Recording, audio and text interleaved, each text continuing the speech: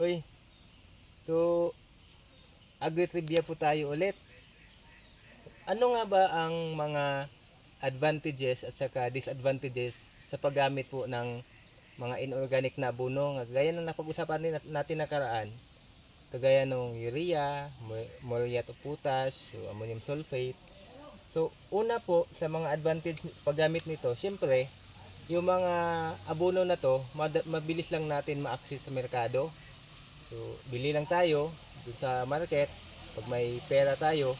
So, mayroon ka ng abono.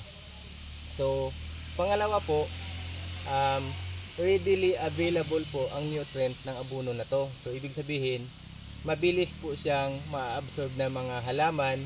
Kaya ang nagiging resulta, mabilis din tutubo ang ating halaman.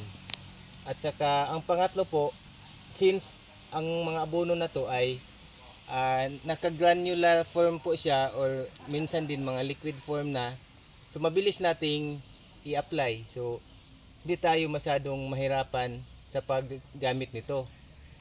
So yun po ang mga pangunahing mga advantages sa paggamit ng inorganic fertilizers. So ano naman po ang mga disadvantages sa paggamit nito?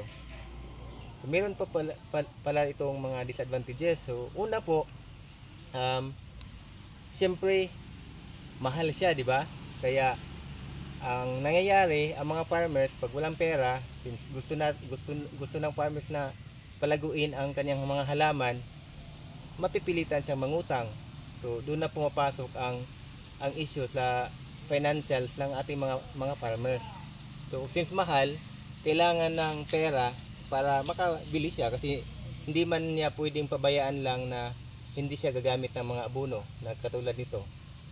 So, pangalawa po, pag tuloy-tuloy po ang paggamit natin ng mga abono na to, nagkakaroon po ng soil acidity. So, ibig sabihin po nito, ang kakayahan ng lupa na mag-absorb ng mga nutrients ay mababawasan. Kaya, ang nagiging resulta, hindi na magiging healthy ang ating mga pananim. Kasi nga, masyado ng acidic ang lupa natin. So, ang sunod naman po ay meron itong tinatawag na impact sa ating environment. So, kapag ang mga abono na to napupunta doon sa, halimbawa, maulan. So, ang iba nito is napupunta sa mga ilog at saka pumupunta hanggang sa dagat. So, nangyayari po, nakukontaminate po ang ating mga karagatan na nakakasanhi po ito o nagkukos ng panganib sa ating mga isda. So, pang-apat po,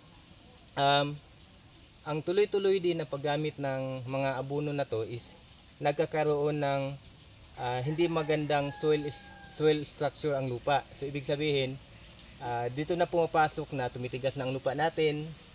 So, kaya ang nangyayari madalas ay pag ganun ang nangyari sa lupa, ang mga pananim natin ay dependent na siya doon sa mga abono na to na ginagamit natin. So ang tendency, instead na gaganda yung pananim natin, since dependent na siya, pag wala na tayong kakayahang ibigay o i-supply sa lupa ang mga abono na to, hindi na lalago ang ating mga halaman. So ang resulta, hindi na maganda yung ating ani.